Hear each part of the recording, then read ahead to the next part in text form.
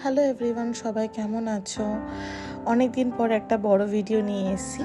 কিছুই না, এটা একটা শর্টসও রয়েছে।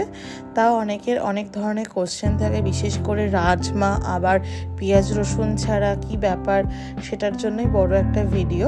জলের পরিমাণটা বলে রাখি, যতটা তোমার রাজমা সারা রাত ভিজিয়ে রাখবে, যতটা ফুলে যাবে তার থেকে 1 কড় বেশি জল নিলে হবে। প্রেশার কুকারে একটু লঙ্কা বলা ভুল, 4-5টা লঙ্কা আর লবণ দিয়ে এই 7-8টা সিটি আমি মেরে নিয়েছিলাম। এবার রাজমা যদি খুব ভালো থাকে তাহলে 5টা সিটি এনাফ।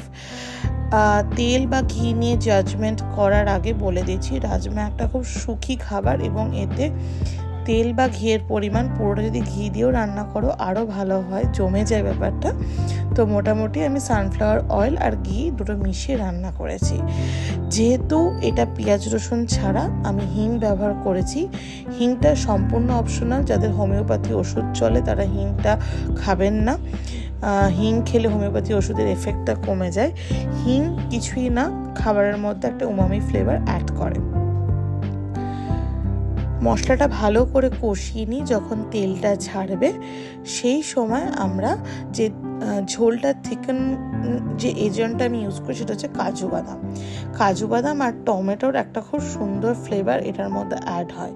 কাজু বাদামের পরিমাণটা আমি 1 মুঠো দিয়েছি, গুনে দিইনি, আর 2খানা টমেটো ছিল। এবং এই কাজু বাদাম আর টমেটোর পেস্টটা যখন তেল ছাড়বে তারপরে দেবে, যেমন ভিডিওতে দেখানো হয়েছে। হ্যাঁ, কাজু বাদামে যখন গন্ধটা কেটে যাবে, কাঁচা গন্ধ, তারপরে আমরা কাসুরি মেথি এবং লবণ আর শেষে রাজমা সেদ্ধটা দেব।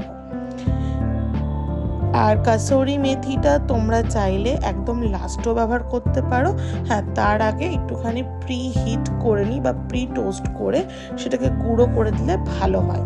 যেহেতু আমি লাস্টে ধনে পাতার একটা ফ্লেভার অ্যাড করেছি, ওর জন্য কারি পাতার ফ্লেভারটাকে ডাউন করার জন্য আমি কষানোর সময় দিয়েছি। ধনে পাতার ফ্লেভারটা যখন মুখে পড়ে ভাতের সঙ্গে দারুণ লাগে। এটা হচ্ছে ইন্ডিয়া গেটের স্টিম রাইস। তোমরা যে কোনো বাসমতি চালের সঙ্গে রাজমা ট্রাই করতে পারো, অসাধারণ লাগে। ট্রাই করে জানিও কেমন লাগে।